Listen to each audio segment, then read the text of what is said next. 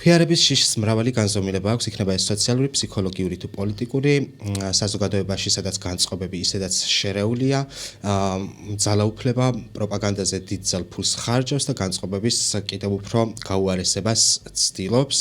როგორია ადამიანი, რომელიც პროპაგანდის ბადეშია გაბმული და როგორ იცვლება მისი განწყობები და როგორია მოქალაქე, რომელსაც ტერორის მუდმივი განცდა აქვს. ამ თემებზე ვისაუბრებთ დღეს ფსიქოთერაპევტებთან, გიორგი წოწყოლაურთან და ლიკა ბარაბაძესთან ერთად. დიდი მადლობა სტუმრობისთვის. პირველ რიგში უნდა გკითხოთ, როგორ ხედავთ, ან როგორ აფასებთ იმ მიმართებას, რაც ქვიარობასა და საზოგადოების დანარჩენ ნაწილს შორის არსებობს. როგორია ეს მიმართება თქვენი თვალით? ახლა. ჯერჯერობით მადლობა მინდა მოგიხადოთ, რომ მოგვიწვიეთ. ძალიან სასიამოვნოა უკანონო პოდკასტში ჩემთვის მონაწილეობა. ახლა ჩვენ ვართ ასე შევაფასებდი რაღაცა კატასტროფის მატარებელი რო გაიქცევა და ახლა ჩამოვარდება ლიანდაგიდან, მაგის მოლოდინში ვარ მე პირადად. იმიტომ რომ ის მონაპოვარი, რაც queer თემა დააგროვა წლების განმავლობაში ბრძოლით, მათ შორის მე თვითონ 17 მაისის მონაწილე ვარ და მათ შორის ფიზიკური უსაფრთხოების რისკის მეშვეობით, ხილვადობის გაზრდით, იქნებოდა ეს პოლიტიკურ ასპარეზზე ბრძოლა და კანონმდებლობის შეცვლით, თუ იქნებოდა ეს საჯარო საუბრები, თუ უბრალოდ შენს პირად წრეში coming out-ი და ადამიანებთან განორმალურება და კომუნიკაცია უბრალოდ რაღაც მეგობრულ წრეში, აი ეს ყველა მონაპოვარი, რომელიც სისხლით გვაქვს და ოფლით და ემოციური და ფსიქოლოგიური კეთილდღეობის ხარჯზე გვაქვს მოპოვებული, ეს ყველაფერი ეხლა ნელ-ნელა ქრება და რა თქმა უნდა, ჩემში პირადად ეს იწვევს დიდი დაუცველობის განცდას, გაუფასურების განცდას, თუნდაც პროფესიული კუთხით, რაც გამიკეთებია და ცოტა სასოწარკვეთილების განცდას. ამას ახლა ვამბობ, იმიტომ რომ როდესაც მე ვასახელებ ჩემ განცდებს, მე მექნება შესაძლებლობა, რომ რამე ამას ვუქნა და არ შევტენო სადღაც და ვიძახო, რომ ყველაფერი კარგად არის. ეს არის ჩემი შეფასება. გიორგი ლიკა რო საუბრობდა პირველ რიგში მადლობა მოწვევისთვის და ბედნიერი იყოს სიღბლიანი არის ჩვენი ფეხი და ყველას ვინც აქ იქნება. ლიკა რო საუბრობდა ზუსტად მაგაზე ვფიქრობდი წლების განმავლობაში როგორ იცვლებოდა სტატისტიკა, საიდან სად მივედით, სხვადასხვა ღონისძიებების, აქტივობების მეშვეობით, როგორ შეიცვალა ზოგადად მოსახლეობის დამოკიდებულება, გულისხმობ ესეთი ძალიან მკაცრი ჰომოფობიურიდან შედარებით ტოლერანტულობისკენ რო დაიძრა და აბსოლუტურად უკან წავიდა ეს ამბავი და რაც ნიშნავს იმას, რომ ჯერ არ არის გაჩერებული ეს ლოკომოტივი, როგორც ლიკამ თქვა, ანუ რეალურად არ არის გადმოვარდნილი. რო აი თქვა რაღაცა პროცენტზე გაჩერდა და მე კიდე შეიძლება თქვა ადამიანების მოსახლეობა არის რაღაცა თითოეული ადამიანისგან შედგება, ხო რაღაცა პიროვნებისგან, რო დაანახო ის ცნობადობაზე მაგალითად ან ადამიანურ ისტორიებზე, რაც იყო სხვადასხვა კამპანია აგებული, რომ რაღაცა სტატუსის და იერლიყის მიღმა სინამდვილეში ადამიანი არის, იგივე ქალაქში, იგივე უბანში, იგივე კორპუსში მცხოვრები, იგივე რაღაცა სახლში თუ დასახლებაში, არ ვიცი, ამას ძალიან დიდი დრო დაჭირდება. რეალურად არ ვიცი კიდე ესეთი რაღაც არის, რომ სტერეოტიპულად თითქოს ისე არის ადამიანი მიჩვეული რაღაც ფსიქოლოგს და ფსიქოთერაპევტს რო გაიგებს, რაღაცა მიდის, რომ რაღაცა დაამშვიდოს და აქ იდეაში ვიწყებთ, პრინციპში ესეც არის ერთ-ერთი ჩვენი ვალი, რომ როცა არის რაღაცა განგაჩიც არის შემოსაკრავი, ამაზე ვერ დავხუჭავთ თვალს, რა იცი რა არის, არა ყველაფერი კარგად არის, ვერ ვეტყვით. ხო, სტერეოტიპულად ვახსენე, რომ რეალურად აქ არ გამოგვდის ისეთ თემებზე საუბარი, რომ დამშვიდით, ყველაფერი კარგად იქნება, იმიტომ რომ ამ გადასახედიდან, აი 6 ივნისის გადასახედიდან ჯერჯერობით არ ჩანს, რომ ყველაფერი კარგად იქნება. აი ახსენე იმ განცდაზე, აი უცხოების განცდაზე, რომ რაღაცა ჩვენს გვერდი, ჩვენს კორპუსში, ჩვენს ქუჩაზე, ერთ ქუჩაზე დავდივართ ადამიანები, ერთი ქვეყნის მოქალაქეები ვართ და რაღაცნაირად ამ ერთნაირი ყოველდღიური რუტინა გვაქვს. მაგრამ მაინც მიუხედავად იმისა, რომ აქტიურად რაღაცნაირად ადამიანები წლების განმავლობაში ვცდილობდით, რომ და ჩემამდეც ძალიან ბევრი ცდილობდა, რომ ნაცნობობის განცდა გაეჩინა, ხელისუფლება რომელიც ახლა ავტორიტარულ ძალაუფლებას ამტკიცებს ძალიან ებრძვის ამ ნაცნობობის განცდის გაჩენას. რატომ აწყობს მას, რომ ქვიარ ადამიანები, ქვიარობა იყოს რაღაცა უცხო, ისეთი უცნობი, რა იმას შეგრძნებს შეიძლება აქტიურებდეს ეს მოქალაქეებში, რატომ აწყობს მოკლედ ოცნებას ის, რასაც აკეთებს? იმიტომ რომ ეს არის ძალიან კარგი კონტროლის იარაღი. და ძალაუფლებისთვის შეგიძლია ძალიან მარტივად დააჭირო თითი ისედაც არსებულ შიშს, რომელიც საზოგადოებაში არსებობს, იმიტომ რომ რაც არ უნდა ხა ჩვენ ბევრი გვემუშავა, ვერ გადავწონიდით საბჭოთა კავშირიდან გადმოყოლებულ თუნდაც სტერეოტიპებს, თუნდაც ტრაუმებს, თუნდაც პირად გამოცდილებებს, ანუ ცოტა დრო იყო ეს ყველაფერი რო გადაგვეწონა, გარკვეული ჰომოფობია არსებობდა, კი არა და ძალიანაც არსებობდა. ამიტომ მარტივია იმ თემაზე აგება შენი მესიჯების, რაც უკვე ისედაც იცი რომ არსებობს და ამის ეშინიათ. თუმცა აქ არის კიდევ ის დამატებითი ეს არ ეხება მხოლოდ ქვიარებს. ანუ ზოგადად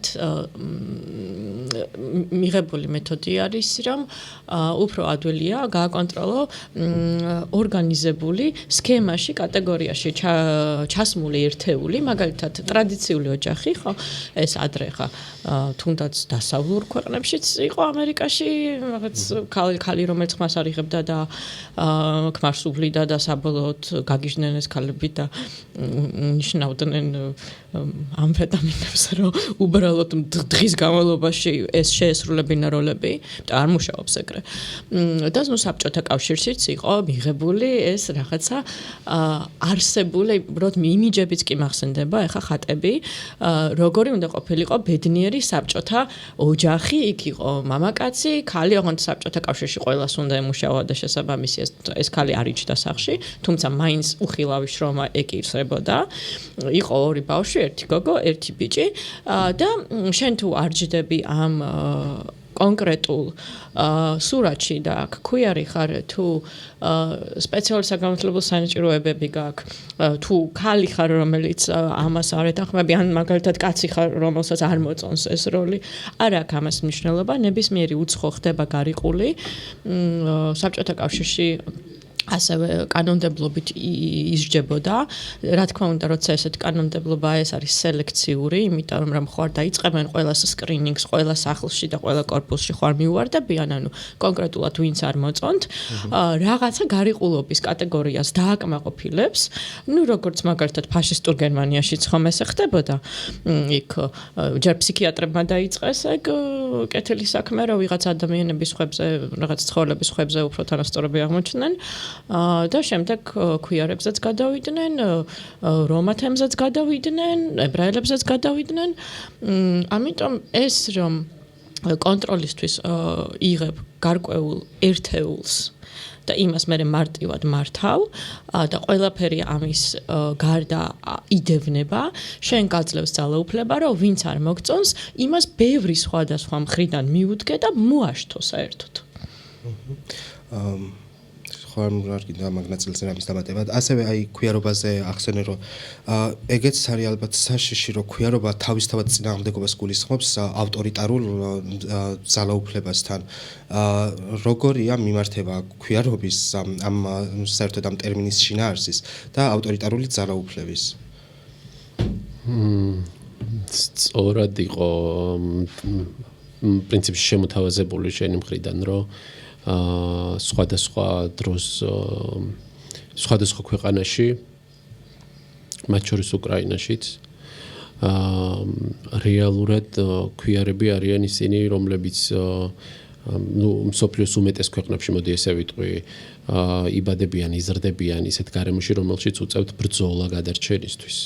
და ეს გარკვეული წინააღმდეგობა, რომელიც არის ამ თემში, ზოგადად ვლინდება ხოლმე მათ შორის ავტორიტარულ პირობებში, რადგან ავტორიტარიზმი მხოლოდ ქვიარს არ ეხება, არამედ ნებისმიერ თავისუფლებას ნებისმიერი სახით ზღუდავს. უბრალოდ გარკვეული ჯგუფები, რომლებიც არიან უფრო მოწყვლადები, ერთ-ერთი queer თემი, რომელზეც დღეს ვსაუბრობთ, არის ისეთი რა ფაქტურად ფრონტის ხაზზე მდებარე, რომელზეც პირველი ხვდება ეს ხვა და რაღაცა ეს კამარი. და ბუნებრივია ხარ, როცა ყველაფერში ამ შემთხვევაში პირველი შენ ხვდება ქვა, ან გადარჩები, ან ვერ გადარჩები და თუ გადარჩები, მაშინ ნიშნავს, რომ ეს სტრესმედეგობა გაცილებით უფრო ძლიერი გაქვს, ხო? რაღაცების coping-ი როგორ არის, გამკლავების მექანიზმი უფრო ძლიერი გაქვს და ერთიანობის განცდა ამ შემთხვევაში თემში, რომ ერთმანეთი გაიტანონ, მათ შორის ხო queer თემს გულისხმობ, ბუნებრივია. უფრო სხვანაირი გაგების არის ხოლმე, ამიტომ ერთიანად მიმართული ესე რაღაცნაირად ვექტორულად რომ გაუწიონ წინააღმდეგობა რაღაცნაირად სისხლში აქვთ ესე შეიძლება ითქვას. იმიტომ რომ მხოლოდ ერთ თაობაში არ ხდება ხოლმე ეს წინააღმდეგობა. როცა იცვლება იმ ქვეყნებშიც, როდესაც ეს იცვლებოდა, იქაც უკაცრავად, ოდესღაც ესე სრულიად ლიბერალური არ იყო არც ერთი ქვეყანა ისტორიის განმავლობაში.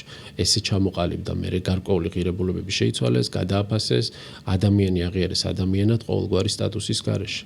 და აქამდე მისასვლელი გზა არის გრძელი, რითიც დავიწყეთ, მაგრამ ამისთვის წინააღმდეგობის გაწევა სჭირდება ხოლმე მათ შორის queer თემსაც. შეიძლება დავამატო. ძალიან საინტერესო იყო ჩემთვის ყველა ის კვლევა თუ queer ტური თბილისის თუ ნებისმიერი მცდელობა ჩვენ ის queer კულტურა რომელიც გქონდა საბჭოთა კავშირამდე რომ ისევ ამოგვეტანა ზედაპირზე იმიტომ რომ გეგონება არ ყოფილა ხო და ეხა ისევ ის ნარატივია რომ ანტინაციონალურია ეს queer-ობა და არაქართულია და ისევ არ მეგონა მე თუ დაბრუნდებოდი იმ დროში რომ ეს ქართველი გეი არ არსებობს ნარატივი ანუ ძალიან ბრაზდები რაც გავლილი გვაქვს ისევ რომ მაგრამ შეიძლება ეხლა ცნობიერების სხვა დონეზე ავალთ არ ვიცი ხო და რომ დავაკავშირო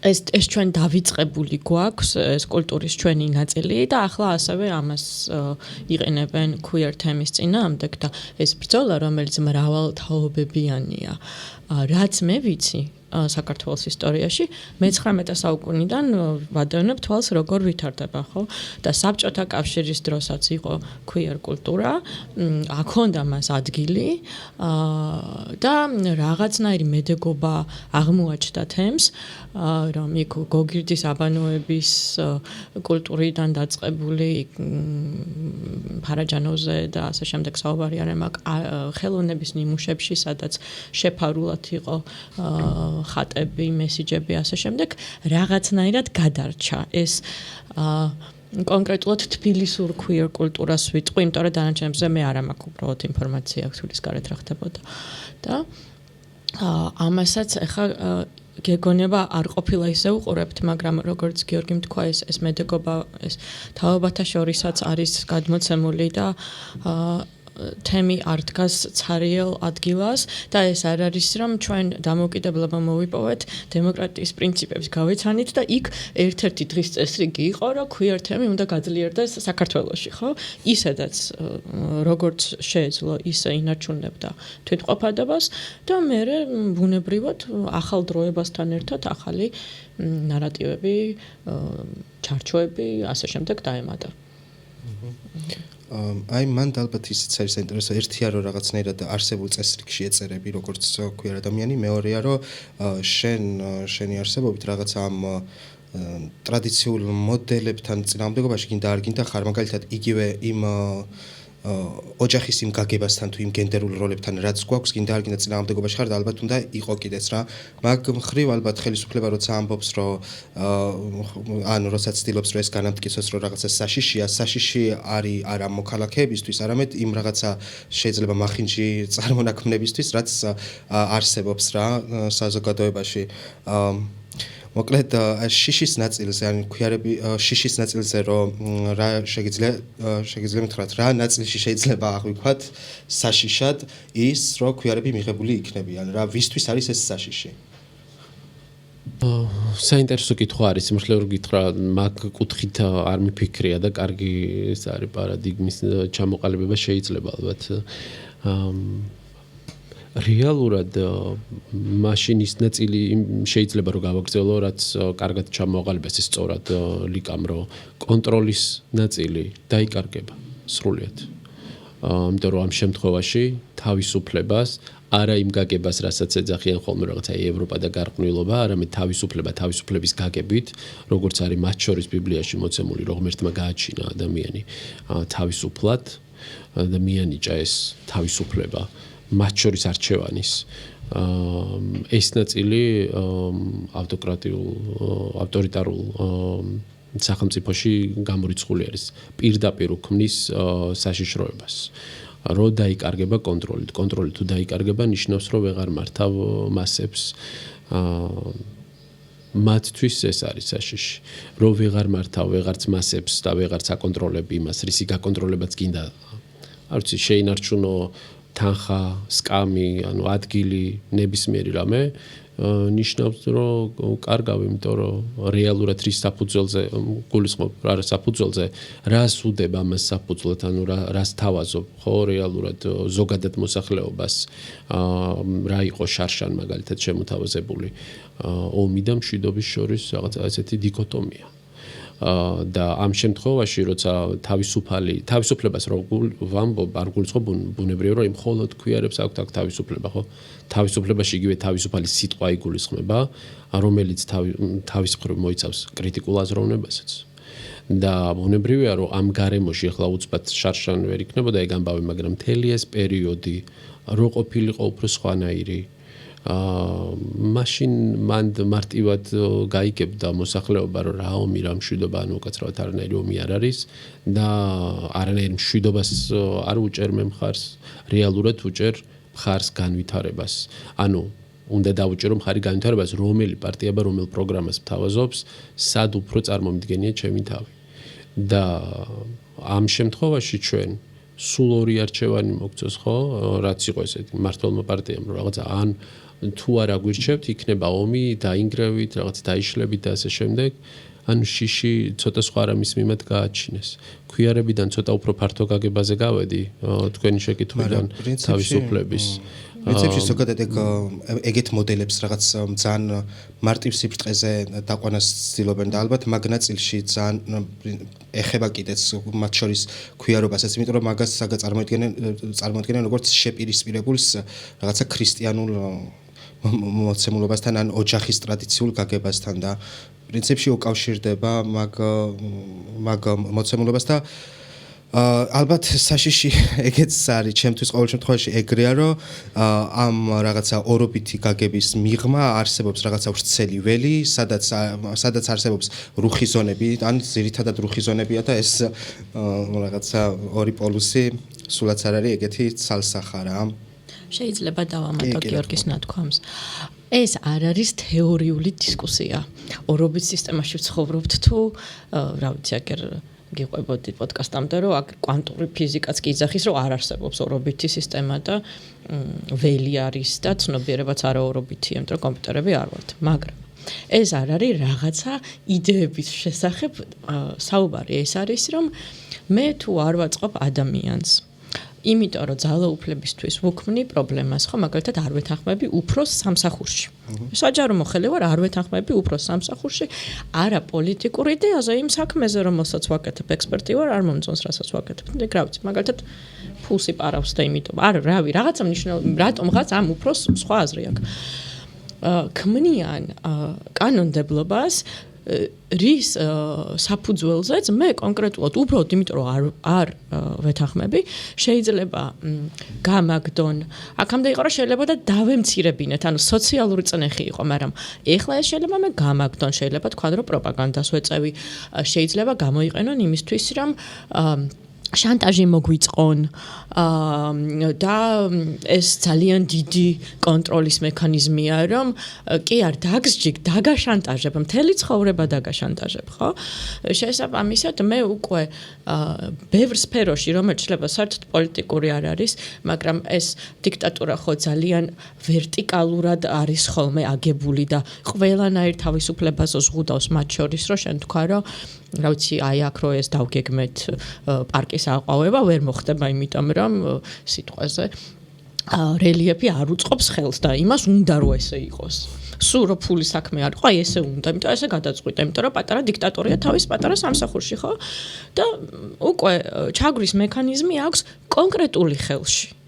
ან მაგალითად ხარ აქტივისტი და აპროტესტებ და ამას პოსტავ და ჩანხარ, ხო?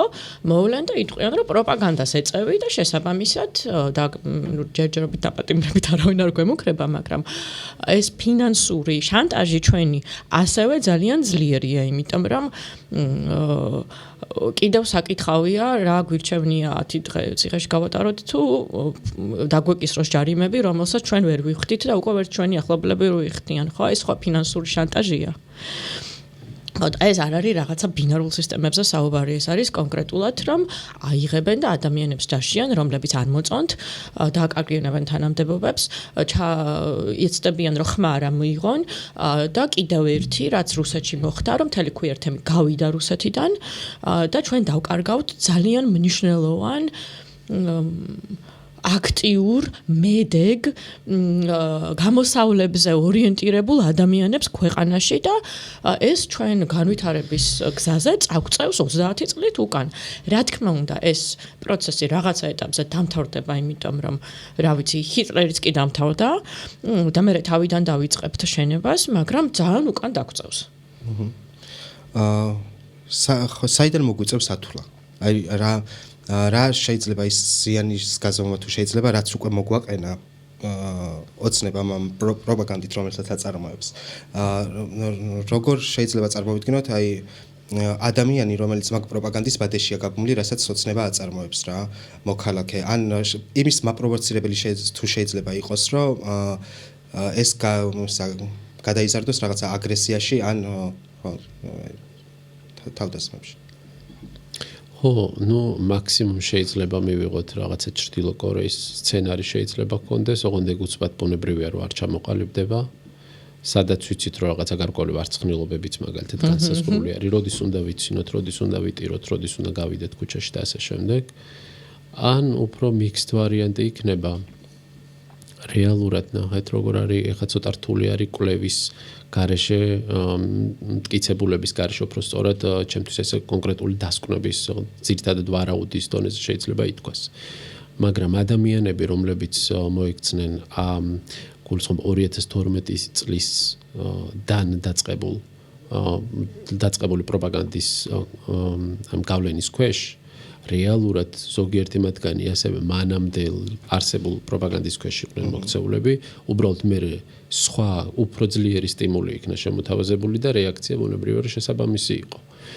ამ შემთხვევაში შეიძლება რაღაც მხრივ გარკვეულ რაოდენობაზე ჩემი ვარაუდი არის ბუნებრივია ხა ეს, რომ ამ შემთხვევაში ცვლილება შეიძლება ვერ იქნას მიღწეული, რაღაცა ის ინსაიტი ვერ ეწვიოს, რომ თურმე, ან მორიგი, როგორ გითხრათ, აი წყილების ის რო გავიხსენოთ დაახლოებით, რომ ქილაში რო სვამენ ექსპერიმენტი, რომელიც დევს, ხო, რომ იმის ვერ ახტება, ანუ იმ წყილს თუ დაასწავლი, რომ აი უნდა გადმოხტე, მაგრამ ვერ გააცნობიერებს რატო, მაგრამ გააკეთებს. კი ერთი მაგალითი საფუძველზე რო ვთქვათ. და არის ეს მათ შორის განვითარებულ ქვეყნებშიც რა, მაგალითად ქუიერთემს არ ჩაარტყავს ტაბურეტკას, არა იმიტომ რომ ადამიანად მიაჩნია, კონკრეტულ ინდივიდებზე ვსაუბრობ და არა მთელ მოსახლეობაზე ბუნებრივია, არამედ იცის რომ დაისჯება.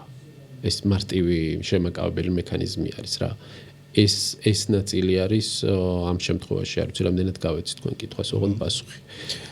კი ბატონო, და თან ახლა მაგ გაგებით როცა ეს ნაწარმოებია ჯერ კიდევ საბჭოთა კავშირიდან, მე ეს სრული არ არსებობა და ეს სიახლის განცდაც ხო აქვს რა, აქვე არ მცდელობა რომ რაღაცა საკითხები დღის წესრიგში შემოეტანა იმდენად ახალია, რომ ალბათ მარტივად შეიძლება რომ რაღაცა ესე თანმიმდევრული პროპაგანდით ეგ დაიძალოს, იმიტომ რომ რაღაც 2000-იანი წლების ბოლოდან იწყება საერთოდ queer აქტივიზმი და მე ხონუ აქტიურდება უფრო 2010-იანების დასაწყისში რა. რამდენად მარტივად გადაძალვადია ის შრომა, რაც იყო რა. ესეც აი ახლა რაღაც პროგნოზების ტერიტორიაზე გადავდივართ. ალბათ ახალი რაც შემოვიდა ადვილად გადაჰარვადია, მაგრამ აი როგორც აქამდე ვისაუბრეთ, ეს რაღაცა მედეგი კულტურა რაც მე-19 საუკუნიდან არსებობს, ხო, არსად არ წასულა, არ არის ეგ ახალი აჯენდა, იყო ყოველთვის ჩვენ ქვეყანაში ისეთი სახით, როგორც ჩვენ ადგილობრივ კულტურაში მიიღო თავისი სახე. ყველა ქვეყანას თავისი ადგილობრივი queer კულტურა აქვს. და ეგ სული მე მგონი არ განადგურდება, იმიტომ რომ თუ სტალინს გადაურჩა, ეხლა როგორმე ივანიშვილსაც გადაურჩება. მაგრამ აი ის მონაპოვარი რაც queer აქტივიზმს აქვს ცნებების დონეზე, კანონმდებლობის დონეზე, ტოლერანტობის დონეზე, არ მიყვარს ეგ სიტყვა, ერთმანეთს ატანა, მაგრამ აი ის რომ სიტყვაზე იმის თვალით კი არ უყურებ, აი ის ეხლა მე მართლა იმიტომ შეუცვალე თუ არა ცნობიერება რომ ჩამარტყა სტაბურეტკა თუ არ შეუცვალე, არა იმის კუთხიდან უყურებ რომ მე როგორც სტაბურეტკას რო არ ჩამარტყავენ, ჩემთვის დიდად სულ ერთი იმას ცნობიერება შეეცვალა თუ არ შეეცვალა, მთავარია რომ უსაფრთხოდ ვიყო ფიზიკურად და ის დააკავოს რაღაცა კანონმა, ცნობიერების შეცვლას შეიძლება კიდევ 50 წელი დაჭირდეს და მანამდე ხო უნდა გადავრჩე რაღაცნაირად. აი ეს მექანიზმები ნამდვილად ჩამოიშალა. ახალი ახლებური კონცეფციები ჩამოიშალა, რომელიც მარტო საქართველოში კი არა, მთელ მსოფლიოში დადგა ახლა ეჭვქვეშ, საფრთხის ქვეშ, რაღაცა ფლუიდობის ცნებები, ანუ ხანდახან აი მეცინება რომ ეხლა რა დროს, მაგრამ ეს ხო ჩვეულებრივი ჩვენი. ისევ ეს ყველაფერი რომ დავმიწდეთ, ხომ ჩემ ადამიანურ კეთილდღეობას უკავშირდება, რამდენად შემიძლია მე ვიყო საკუთარ თავთან მართალი, მიყვარდეს ის, ვინც მინდა რომ მიყვარდეს. რა ვიცი, შევძლო სამსახურში რომ მოვყვე შაბათკვირა როგორ გავატარე. თუნდაც შეიძლება ძალიანაც კონსერვატორი ადამიანი ვარ და მინდა რაღაცნაირი სტერეოტიპული ოჯახი მყავდეს და არ მაძლევენ ამის საშუალებას, სულ არ ვარ მე ეს ლიბერალი ადამიანი დაუშვათ. უბრალოდ რა ჩემს ყველა ადამიანთან მინდა ერთად ცხოვრება. ხო? აი ეს ყოველდღიური თავისუფლებები ერთმევა ადამიანს, რაც ნამდვილად უფრო ახალი მონაპოვარია და რადგან ახალია, ძალიან მალევე შეიძლება მისი დაკარგვა. კი არა და ვკარგავთ უკვე. როგორც პროფესიონალებს თუ გაქვთ დაკვირვება, როგორ არის შეცვლილი უსაფრთხოების განცდა, ანუ რამდენად არის გაუარესებული აი ეს ყოველდღიურობას, რაზეც ლიკა საუბრობდა მოქალაქეებისთვის, მათ შორის queer ადამიანებისთვის. აქაც კვლევის ნაწილი მჭირდება, თუმცა პირადი დაკვირვებით საფუძველზე უნდა ვთქვა, რომ სულ იყო გადინება ბოლო წლების განმავლობაში. თუ არ ჩავთვლით პანდემიის პერიოდს, როცა ისედაც გაჩერდა ეს საზღვრები, ჩაიკეტა ყველა ქვეყნის, სულ იყო გადინება ჩვენი ქვეყნიდან ევროპის, ხანდახან ამერიკაში queer-ების გადინება, თუმცა ბოლო 2 წლის განმავლობაში აი კატასტროფულად გაიზარდა ეს გადინება. გადინებას გულისხმობ პირდაპირ მიდიოდნენ ადამიანები, რომლებიც ზოგი ასწრებდა და არ ყვევდა რა პირობებში მოუწევს იქ თქვათ გატარებას ანამ მაგალითად იქ ცხოვრების უფლებას მისცემენ, ზოგი ვერ ასწრებდა ამის გარკვევას და ასე შემდეგ. უსაფრთხოებიდან გამომდინარე არის ეს, როცა უკვე უსაფრთხოდ ვეღარ გრძნობ თავს. თუ ნახეთ ახალი ცვლილება გულისხმობ ამ შემთხვევაში დამატებითი ცვლილება queer-ებთან დაკავშირებით, რაც შემოვიდა ანტი-LGBT კანონით, ერთ-ერთი ყველაზე, ანუ კიდე შიდა ჯგუფი მოწყვლადი, რომელიც გახადა ტრანსგენდერები იყვნენ, სადაც პირდაპირ კონკრეტული მუხლები ეწინააღმდეგება კონსტიტუციას, ანუ პირდაპირ ეწინააღმდეგება ეხლაც არის ძალაში ეს კანონი, კონსტიტუციას და კრძალავს იმ აუცილებელი მომსახურების მიცემას მათთვის, რომელიც არის სასიცოცხლოდ მნიშვნელოვანი. აქ არ არის რომ რაღაცა პლასტიკური ოპერაცია ესეც მნიშვნელოვანი არის მათი უფლება, მაგრამ გულისხმობ რომ ჰორმონალური თერაპია მაგალითად ერთ-ერთი რომ მიიღონ, რომელიც არის მათთვის სასიცოცხლოდ მნიშვნელოვანი, აღარ შეუძლიათ. და ეს ნიშნავს რომ რაღაცა კონკრეტულ ჯგუფზე არც ისე ცოტაზე მხოლოდ ტრანსგენდერი უბრალოდ მოვიყვანე ერთ-ერთი ჯგუფი ერთ-ერთ მაგალითად, მაგრამ ამ შემთხვევაში ერთ-ერთ სოციალურ ჯგუფზე გამოდის რომ უბრალოდ ესეთი მოსხიპე უკვე ცდილობ რომ კონტროლი დაამყარო, რაც ნიშნავს რომ კონტროლს სხვანაირად ვერ ამყარებ. ამ შემთხვევაში ცუდი გაგებით კონტროლს გულისხმობ, ვერ ამყარებ თუ მათ ისინი არ შეაშინე და როცა აშინე ბუნებრივია რომ საფრთხის განცდა ძალიან მაღალი არის. ხო და მასლოუს ნაწილსაც ვიტყვი უცბად თუ არ გამიგრძელდა რომ უსაფრთხოების განცდა არის მეორე საფეხური. პირველი არის ბიოლოგიური, რომელიც პრინციპში ასევე ნელ-ნელა ხელმისაწვდომი ესე მარტივად ვეღარ იქნება. იმიტომ რომ აკრძალვები კიდევ უფრო გამკაცრდება, როცა აღსრულება იქნება საქმეს ჩაებმევა, რაც ნიშნავს, რომ რეალურად არანაირი მოთხოვნილება, რაც შეიძლება კონდეს ადამიანს, რაღაცა თვითაქტუალიზაციამდე რო ავიდეს, არანაირი რესურსი და ბერკეტი ამისი ყოველ შემთხვევაში ამ გადასახედიდან დღეს ეს არ ჩანს. ამას არ ვამბობ, რომ მაგალითად 2026-ში ეს არ იქნება, იმიტომ რომ არ ვიცით რა ცვლილებები გველის წინ ამ ხრივ.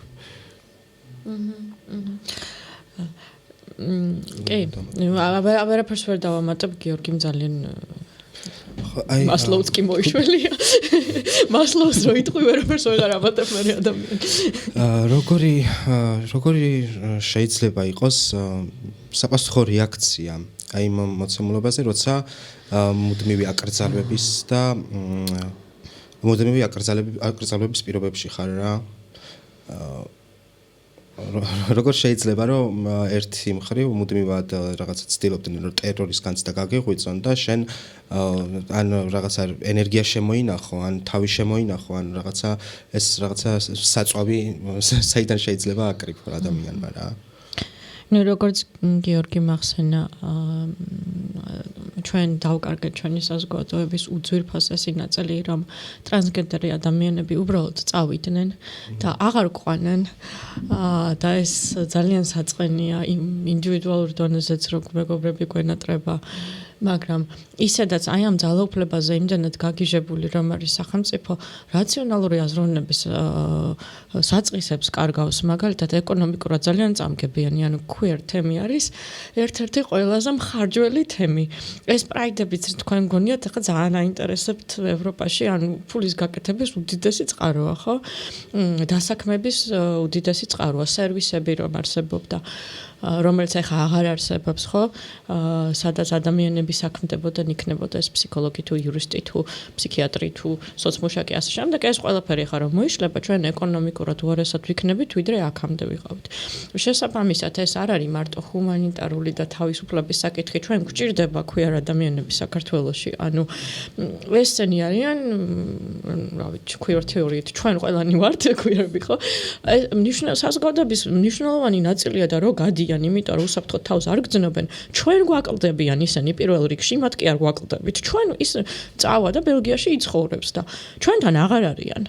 ეგ ცუდია ჩვენთან რო აღარ არიან. ეკონომიკურადაც ცუდია.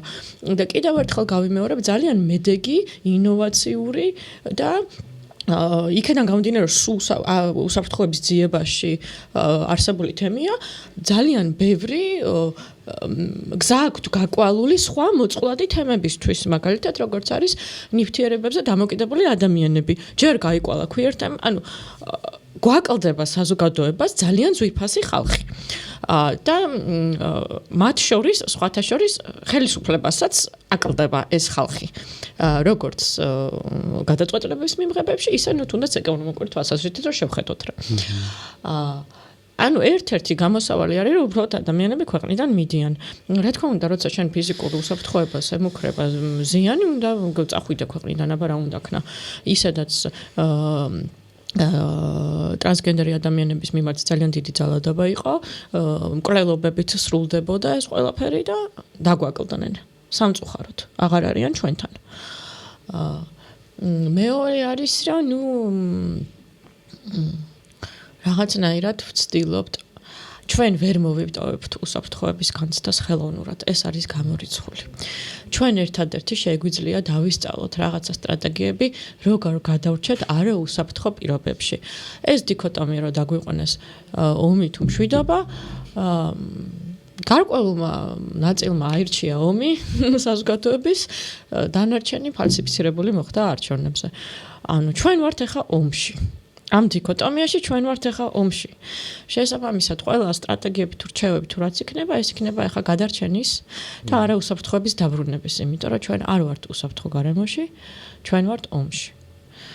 ხო, ომშიც ადამიანებს შეუძლიათ რომ გადარჩნენ. რა თქმა უნდა, ომი რო დასრულდება ნახევარ მოსახლეობას პოსტტრაუმული სტრესული აშლილობები გვექნება და არ ვიცი, ჩვენ ფსიქოლოგებს გვიმკურნალებს, იმიტომ რომ ჩვენ ვართ ახლა emergency რეჟიმზე გადასულები, რომ ვიმუშაოთ აქტივისტებთან, თემის წევრებთან და ასე შემდეგ. და ჩვენც დაგვჭირდება პროტესტებისგან მკურნალობა და იქნებ ვინმე ღვთისმიერი ევროპელები წაგვიყვანეს სადმე რიტრიტზე. მოკლედ ეს ახლა ვიცახი 1-10 წლის მერე რაც იქნება, მაგრამ იმედიანად ვარ. ახლა ჩვენ ყველაფერს, რასაც ამ პოდკასტშიც გაგიზიარებთ, არის ომის დროს როგორ გადავრჩეთ და არა ის უსაფრთხოდ როგორ ვიგრძნოთ თავი. თავი უსაფრთხოდ არ უნდა ვიგრძნოთ. ხო, და როგორ უნდა გადავრჩეთ ომის დროს, ბევრი სხვადასხვა გრძნობა, მათ შორის ჩემს მაგალითზეც ხშირად ენაცვლება ხოლმე ერთმანეთს რა, აპათია, სრული უძლურების განცდა, მე რაღაცა იმედიანად გამოხედვა, მე იმის საკუთარი თავის იმაში დარწმუნების მცდელობა, რომ აქ და ახლა მუდმივად რაღაც უნდა ვაკეთო და მაგ რაღაცის კეთებაში აზრი რა, როგორ შეიძლება რომ ადამიანმა რაღაცა აზრი იპოვოს რაღაცებისთვის ახლა, როცა ეგეთი მდგომარეობა გვაქვს. ხო, ნახედე, სწორი კითხვა არის ამ პერიოდში, რაზე შეიძლება რომ იფიქროს, რაზე უნდა იფიქროს ხო ადამიანმა. რწმენის ნაწილი არის, რომელიც იშლება ხოლმე. როცა რაც რეალურად შლის ადამიანს, აკარგინებს იმედს, мотиваციას და ფიტავს თითქოს აზრი აღარაფერს აქვს. და ამ რწმენის დაბრუნება ამ შემთხვევაში რწმენას გულისხმობ ცვლილების რწმენას სჭირდება შენარჩუნება, როგორ სჭირდება ეს ცოტა ფარცო თემა არის, მაგრამ შეიძლება არ ვიცი ვიღაცასთან ინდივიდუალურად, ვიღაცასთან ჯგუფურად თუ ასე შემდეგ საჭიროებისამებრ მოხდეს ამაზე მუშაობა, რადგან ცვლილებები, რომელსაც დღეს გადის ქვეყანა, საითაც არ უნდა წავიდეს, ყოველ შემთხვევაში სჭირდება დრო, ერთ დღეში ვერაფერი ვერ ხდება. ну, ზოგ შემთხვევაში საბედნიეროდ, ზოგ შემთხვევაში საუბედუროდ. და ეს დრო არის, რომელზეც ლიკაც საუბრობდა, რომ ეს დრო არის, რომელიც რაღაცნაირად უნდა გავიტანოთ და გადავრჩეთ, რომ შემდგომ უკვე შევძლოთ ჯერ რეაბილიტაცია შუაში ოღონდ განვითარებამდე და მერე უკვე განვითარების გზაზე დადგომა. ერთმანეთის მხარდაჭერა გაძლიერების გარდა მნიშვნელოვანი არის ხოლმე რაც ყველას ავიწყდება მათ შორის ჩვენი პროფესიის წარმომადგენლებსაც ანუ მეც გულისხმობ ბუნებრივი ჩემ თავს განყენებულად არ ვარ და არც ქვიერ თემი არის მან გამონაკლისი ანუ ნებისმიერი ადამიანი ვინც ახლა ბრძოლაში არის ჩართული რომ საკუთარ თავზე იზრუნოს ეს არის მე ასე ხარისხოვნად გადადებული რომ რაღაცა ამას ჭირდება, საქმეს ჭირდება, მოღონდ მართლა ჭირდება კი საქმეს და ასე შემდეგ, ანუ ბრძოლას ჭირდება, მაგრამ აი self care როცა არ არის, ნიშნავს რომ იფიტები და რაღაცა unlimited როგორ არის რაღაცა უსაზღვრო არ არის ხო ჩვენი რესურსი არის ლიმიტირებული. ანუ საკუთარ თავზე ზრუნვა ძალიან ზოგად რეკომენდაციას ვიძლევი ხა რაღაცნაირად ესე, მაგრამ საკუთარი თავის ზრუნვიდან დაწყებული გარშემო მყოფების იქნება საყვარელი ადამიანი თუ მეგობარი არის ერთ-ერთი ყოველ შემთხვევაში ის რომელიც აი ამ პერიოდს რაღაცნაირად გადაგვატანინებს, ოღონდ ამაში არ იგულისხმება, რომ ეს სახში დავჯექით თქვა 24/7-ზე და არ ვიცი მე წელიწადში 365 დღე და თავისით გადაივლის არა. მაგრამ რაღაცნაირად ესე აჯენდაში როგორც ვთქვათ არის რუსთაველზე გასვლა იგივენაირად უნდა ჩაჭდეს ძილი ხო მაპატია რომ შეგაწყვეტინე მაგრამ ეს თვითზრუნვა ხალხს გონიას პაში სიარული გიორგი მახსენა რწმენის გასაძლიერებლად ჩვენ გვჭირდება უფრო რწმენაზე მორგებული ლიტერატურა აქ გვეხმარება გარკვეული სხვადასხვა სულიერი ლიტერატურა და ეს უკვე ვისთვის ბუდიზმია, ვისთვის ქრისტიანობა, ვისთვის ეზოთერიკაა და ვისთვის მეცნიერება, რელიგია არა აქვს ამას მნიშვნელობა რაც შენ გელაპარაკება ის შეიგიძლია რომ წაიკითხო რომელიც ცოტა გაგიყვანს შენი კონკრეტული პრობლემური სიტუაციიდან და გლობალურ კუთხემაში დაგანახებს ხო აი სიტყვაზე ბუდიზმი გეტყვის რომ ეს არის შენი ერთ-ერთი ცხოვრება და აქ რაც დაგაკლდება სხვა ცხოვრებაში მოგეცემა და ცოტა დაწყნარდები ხო ქრისტიანობა გეტყვის რომ ვიწმინდებით ჩვენ ტანჯვით არ აქვს მაგას მნიშვნელობა ვის რაც რა ელაპარაკება და რაც აძლიერებს ის უნდა წავიკითხოთ აღონდ ფანატიკურად არა როგორც უბრალოდ რომ ცოტა უფრო დიდი სამყაროს ნაწილი ვიგრძნოთ და ჩვენი პატარა დრამები შეიძლება ესე ძალიან არ გვაწუხებთ ესე ერთი მიდგომა რწმენას რაც შეეხება და აქვე მინდა ფრანკლი ვახსენო რომელიც ჩვენ სამყარომ გვაჩუქა ფსიქოლოგებს რომელიც იყო ფსიქიატრი და მოხდა საკონცენტრაციო ბანაკში და გადარჩა. ოღონდ დაუხოცეს მთელი ოჯახი ასევე საკონცენტრაციო ბანაკში დაკარგა მთელი ოჯახი ესეც. დიახ, მნიშვნელოვანი ფაქტია მის შესახებ. ანუ ჩემთვის ხანდახან ძალიან დიდი მაგალითი არის ეს. სხვა შეს ეს პიროვნული მაგალითებიც გამაძლიერებელია იქ ხან მაჰატმა განდიზე ნახავ ფილმს ხან ჰარვი მილკზე ხან რაღაცაზე. ერთ-ერთი ჩემთვის როგორც ფსიქოთერაპევტისთვის არის ფრანკლი, რომელიც თუ გადარჩა და ჩამოაყალიბა მიმდინარეობა საკონცენტრაციო ბანაკში, ჩემთან შემოუძახებ ხოლმე რომ კაი მე ხო არა ვარ ეგეთ პირობებში. მან თქვა სამი რაღაცა, რაც ჩვენ გვეხმარება გადარჩენაში და საზრისის მოძებნაში. პირველი ეს არის ახლობლები. მეორე ეს არის ახალის რაღაცის კეთება. ანუ აი სულ უიმედოთ იყო თუ შენ დაუკავშირდები შენ ახლობლებს რაღაცა იმედი მოდის რაღაცა ახალს შექმნი სხვა შორის სამსახური მან შემოდის რომ რაღაცას ქმნი ხო მან თქვა რომ ადამიანებს საკონცენტრაციო ბანაკში რომელსაც ჰქონდათ თავიზე დიდი სიცოცხლის აზრი მაგალითად მას ჰქონდა ესეთი აზრი რომ გამოვალ წიგნს დავწერ ეგ ეხმარებოდა სილამაზის აღქმა და სახელა ერთ-ერთად რომ სადღაც წაიყვანეს სამუშაოებზე და მზის ჩასვლას უყურებდა და ამან მისცა ძალა ანუ ეგ ესე ფილოსოფიურად რაც შეეხება უფრო დამიწებულად ჩვენ უნდა ვიზრუნოთ ჩვენს ხელზე ანუ ძალიან რთულია ამ იდეის მიტანა აქტივისტებამდე ლამის არის სამშობლოს ღალატად გონიათ თუ კი თავის ხელზე იზრუნებენ და აქ მგონია რომ უნდა შევთავაზოთ მათ რაღაცა სქემები რომ მაგალითად შექმნით 5-კაციანი კლასტერი და იმორიგევეთ და მაშინ მას ეს შფოთვა რო რაღაცაში არ მონაწილეობს ცოტათი დაუწყნარდება იმიტომ რომ ეს შფოთვა არის რეალური და არ შეიძლება ახლა მივხვდეთ და რატო შფოთვა უთხრათ და რატო არისვენებ აქ მიზეზი რატო არისვენებს ხო აქაც უნდა უთხრათ რომ აი როგორც კოვიდის დროს რაღაცები ხო ვისწავლეთ შექმენი კლასტერი დაეყრდნი ერთმანეთს ხან ერთი გავა ხან მეორე ხან მესამე საქმე კეთდება აი მე აუცილებლად ყველას გვჭირდება უკვე ფსიქოთერაპია at this point და მე მგონია რომ ასევე უკვე ყველას დაგჭირდა მოვიდა ეს ეტაპი, როცა ყველამ უნდა გავიაროთ ფსიქიატრთან კონსულტაცია. ჩვენ შეიძლება არ დაგჭირდეს მედიკამენტოზური მხარდაჭერა, მაგრამ კარგია რომ ვიცოდეთ გვჭირდება თუ არა და რა ნიშნებს უნდა დავაკვირდეთ ჩვენს სხეულში, ფსიქიკას შეიძლება ვერ გამოვიჭერთ. იქ იქნება უმადობა, მწონის კლება, ან წოგნის მატება, ძილის მატება, ან პირიქით ძილის კლება, რაც სეროტონინთან, დოპამინთან დაკავშირებული პროცესებია, რომლის შედეგადაც მე უნდა დავახმარო ქიმიურად ამ სეროტონინის შენარჩუნებას რაღაცა წამალი. ამას თვითნებურად ჩვენ ვერ გადავწყვეტთ და კარგი იქნება რომ ჩავინიშნოთ ყველამ და გადავდოთ ფული ფსიქიატრთან კონსულტაციისთვის. მე ვიტყოდი უფრო მნიშვნელოვანიც არის, ეხლა არ გამინაწყებდნენ თერაპევტები, იმიტომ რომ თუ შენ გაქვს ლიმიტირებული ფული, ჯობია რომ ფსიქიატრს დაელაპარაკო, იმიტომ რომ ერთი საუბარია, მაქსიმუმ 3 საუბარია.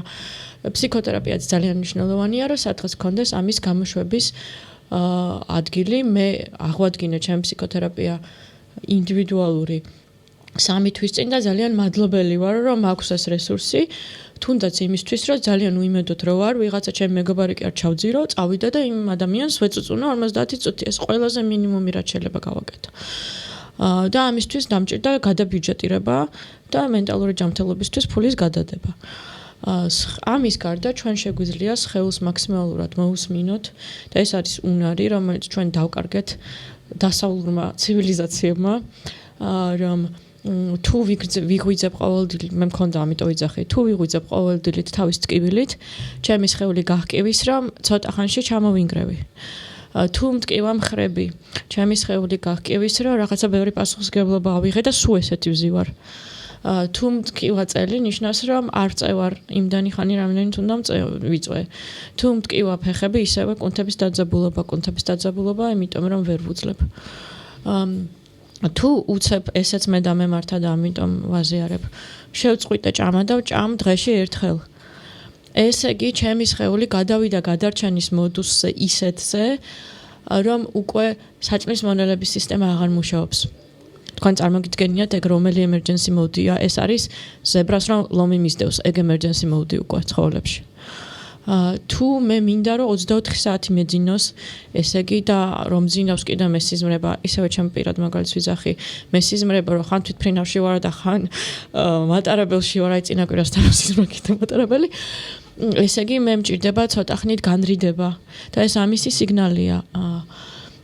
თუ საერთოდ არ მძინავს, ესე იგი მე ვარ გადასტიმულირებული, მე მაქვს ძალიან ბევრი სტრეს ჰორმონი ჩემ სისტემაში და მე ვერ ვეთიშები და მე მჭირდება დახმარება, რომ ვისწავლო რელაქსაცია იქნება ეს სუნთქვითი ვარჯიშებით თუ რაღაცა წამლით.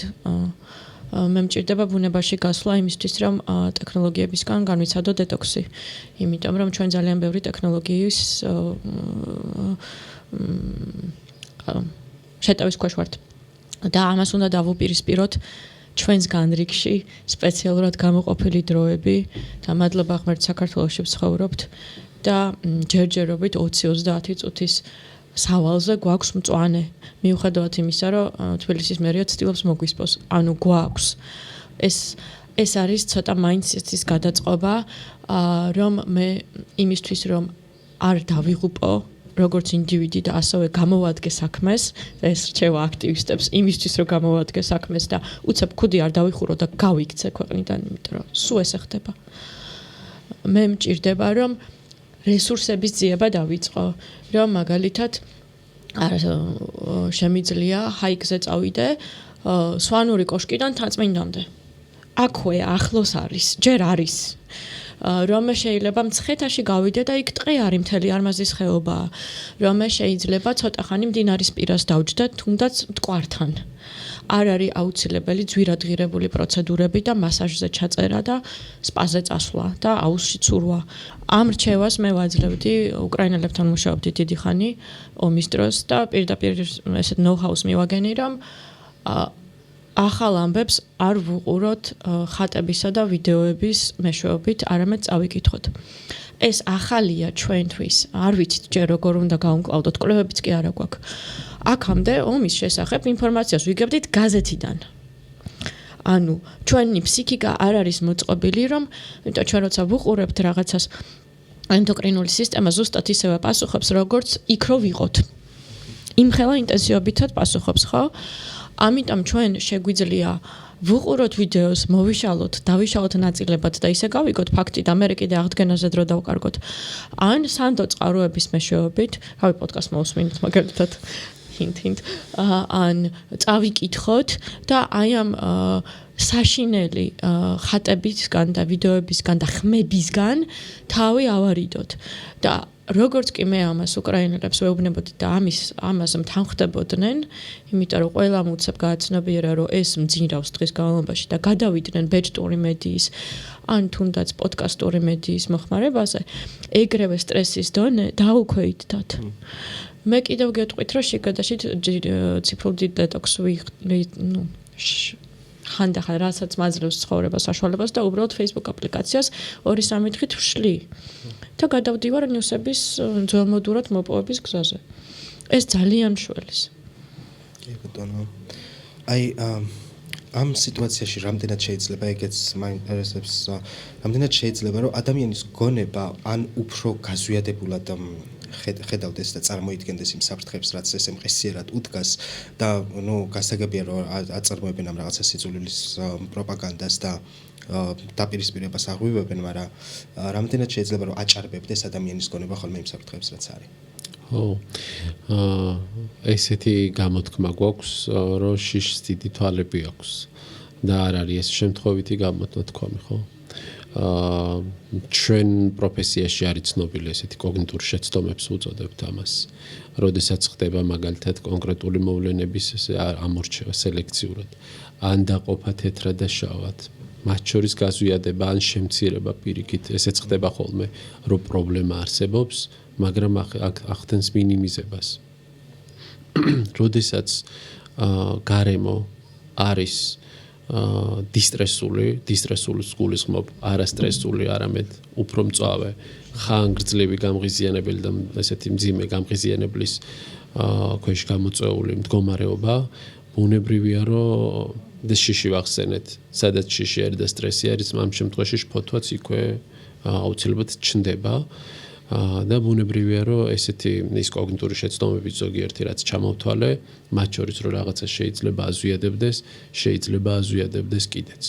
თუმცა იმ თემებზე, რა თემებიც აქამდე მოვიცავით, რეალურად არ იყო ჩვენი მხრიდან ამ შემთხვევაში გაზვიადებული გულისხმობ რა თვალსაზრისით, რომ თუ მაგალითად ქვია თემის რომელიმე წევრი ამას დღევანდელობას აღიქვამს თავისთვის საფრთხეთ, ჩემი პირადი აზრი არის ბუნებრივია, რომ ვერ ჩავთვლი, რომ ეს მაინდა-მაინც გაზვიადებული არის, კონკრეტულად ქვია თემზე ვსაუბრობ ახლა, თუმცა მხოლოდ ქვია თემს არ ეხება, ანუ სხვისთვისაც არის ეს გარემო საფრთხის შემცველი.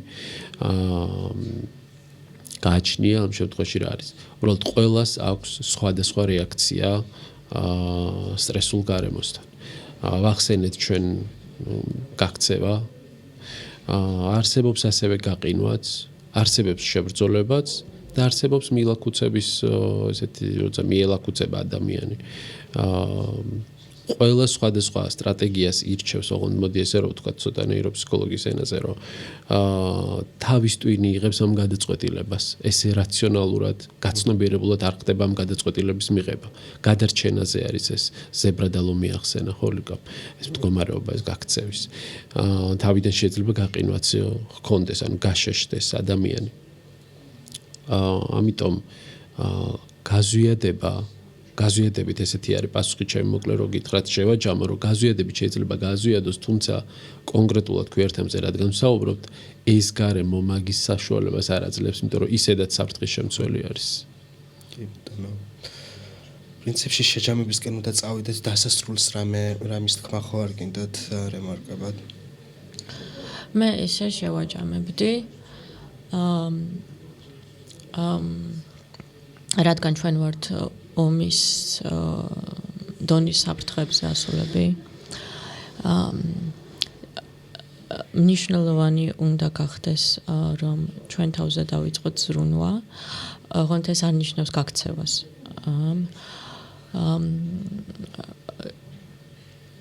რთული არის დიქტატურაში იპოვე შენიანი და დაიყვნო ახლობელს, იმიტომ რომ გეშინია ვის რას მოუყვები.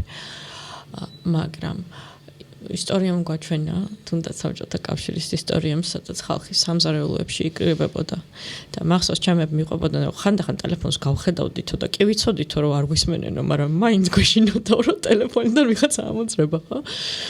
ანუ ესეც რაღაცა ნაცადი პრაქტიკაა, რომ ვინც ყველაზე ახლობელია შენი, იმასთან გავატაროთ იმდენი დრო, რამდენიც გვაქვს, რომ გავატაროთ, რა ვქნათ, ხო, მაგრამ მივხედოთ ჩვენს სხეულებს, ეს გავაკეთოთ, ეს იყოს ჩვენთვის პრიორიტეტული.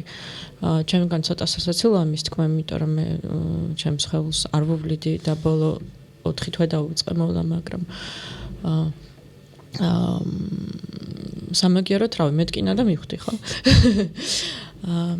და მოვუსმინოთ რას გვეუბნება, ასევე გავაცნობიეროთ ჩვენი ემოციები. მაგალითად, იმისთვის რომ შიში არ იყოს გაზვიადებული, უნდა ვაღიაროთ, რომ გარკვეულ სიტუაციებში გვეშინია, რომ ვაღიარებთ, ის იკლებს. ხო, მერე არსებობს შიშთან მუშაობის სხვადასხვა ტექნიკები, ზოგი ლიტერატურაშია, ზოგი თვითდახმარების წიგნშია, ზოგი ფსიქოთერაპევტთან შეიძლება, ზოგი მეგობარი რაღაცას გეტყვის.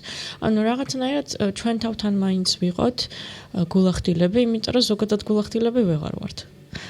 ხო, აი, გვქონდეს დრო ჩვენ თავთან ყოფნის, სადაც მივცემთ ამის ამოტივტივებას, თუნდაც ცუდი რაღაცები ამოტივტივდეს, თუნდაც შფოთვა ამოტივტივდეს, თუნდაც უსაფრთხოების დაკარგვა ამოტივტივდეს, იმიტომ რომ თუ ეს ამოტივტივდება, მე მარე შემიძლია რესურსი მოვძებნო, რა არსებობს ამ სამყაროში, ამ ჩემ ქვეყანაში, რავი, ინტერნეტში, რაც მე ამას ცოტათი მაინც შემიმსუბუქებს. და ეს ახლა უკვე წვენებში გადავდივართ და მე მჯერა რომ რესურსი ყოველთვის არსებობს, იმიტომ იმ ადამიანმა თუ საკონცენტრაციო ბანაკში მოიპოვა ეს რესურსი, ხო? რესურსი ყოველთვის არსებობს. რომელსაც მე შემიძლია დავეყრდნო. ეს შეიძლება იყოს ძალიან დამიწებული რესურსი, რომ მე უკვე მაგალითად სპეციალურად დღის განრიგში მაქვს დაგეგმილი რომ ლანჩზე გავდივარ, პარკში მუშაობ და მადლობა სამყაროს რომ ეს შესაძლებლობა მაქვს, გავდივარ ფეხსაცმელს ვიხდი და ბალახზე დავდივარ ფეხებით და ეს მაქვს დაგეგმილად ჩაწერილი ჩემი დღის განრიგში, იმიტომ სხვანაირად მე ამას არ ვიზავ, ესეთი ადამიანი ვარ. აი ესეთი პატარა რაღაცეებით დაწყებული, ახლობლებთან ყოფნით დამთავრებული და რაღაცა ცოტა იმედის მომცემი იქნება ეს ჩვენთვის სამაგალითო ადამიანზე კითხვა თუ სპირიტუალური ლიტერატურა თუ რაღაცა რაც რწმენას უკავშირდება, აი ძალიან დამიწებიდან ძალიან ამაღლებამდე რაღაცეები კვირის განმავლობაში რომ დავგეგმოთ, ყველაფერს ერთ დღეში ვერ იზავ. პატარ-პატარა რაღაცები დავგეგმოთ. აი, შენც მოგიწოდებ, გამოწვევად დაგიტოვებ, რომ დაფიქრდე ამ შაბათ-კვირას რა შეგიძლია გააკეთო იმისთვის, რომ ცოტა გაჯანსაღდა. ცოტა. დასასრულს რამის თმახვალინდა. ხო, როდესაც ბრძოლაში არის ადამიანი პირველი იმით უნდა დამეწყო, რომ რეალურად აი ლიკამ რაც ისაუბრა იმას პლუს ეს თქო, ანუ ან ეს რო არ იყოს, ვინც ამჟამად ჯერ კიდე ინარჩუნებს ამ ბრძოლის უნარიანობას და არის აქ და იბრძვის. ესეც სწორი ბუნებრივია, სწორი გადაწყვეტილება, რადგან მოქმედების გარეშე ცვლილება ესე ვერ ხდება. ინერციით ვერ ხდება უბრალოდ გარკვეული ცვლილება. შეიძლება რაღაცა შემთხვევითობამ სხვა რაღაცამ გამოიწვიოს. როდესაც ადამიანი არის ბრძოლაში, ავიწყდება ხოლმე ვერ გამოვყოფდი ქვიერთებს, თუმცა შორის შეიძლება იყოს, არ ვიცი, ვარაუდობ, არის ესეთი, რომ მაგალითად საკუთარი თავი წაახალისოს, შეაქოს, მიღწევები აღიაროს, არა მხოლოდ მარცხი. ესეც, როდესაც რაღაცა სელექციურ ნაწილზე საუბრობდით, ხო, აღქმის აზროვნების, ესეც არის. ზოგ შემთხვევაში ზოგიერთი რამ ბავშვობიდანაც მოდის, რომ არც არასოდეს აქებდნენ, ან არ ვიცი, მეუქებდნენ მიღწეულს. რეალურად პარალელურ რეჟიმში შეიძლება რომ ყოფილიყო უარესი სცენარი, ვიდრე ახლა ვართ აქამდე ჩვენ რომ გავჩერებულიყავით. და ეს არის დასაფასებელი ამბავი. ამიტომ მაგნაწილს დავამატებდი ლიკას ამბავს, რომ ესეც იყოს ესეთი დღის კვირის აჯენდაში, რომ არ ვიცი, მე ყოველ კვირაულად იქნება თუ ორ კვირაში ერთხელ იქნეს ამ მიღწევის საკუთარი თავის შექებაც, სხვისი თანამებრძოლის შექებაც, იმიტომ რომ მნიშვნელოვანი არის. მნიშვნელოვანი მიღწევა არის. ეს არ არის, რომ 3 ცენტით გაგვიწურეს ჩვენ ბენზინი და აი ამას მივაღწიეთ თუ ვერ მივაღწიეთ. აქ არის კონკრეტულად ეროვნული იდენტობის ზოგადად მოშლაზე, რომელსაც ვებღაუჭებით და არ ვართმევთ და ძალიან მნიშვნელოვანი საქმე არის, რასაც ყველა ადამიანი, ყოველი ადამიანი, უბრალოდ თითოეული ადამიანი ამას აკეთებს. სულ ეგ იყო, დიდი მადლობა 64-ის ტექნიკური მხარდაჭერისთვის და დროის დათმობისთვის. გვიყურეთ ყოველ სამშაბათს 7 საათზე. მადლობა თქვენი სტუმრობისთვის.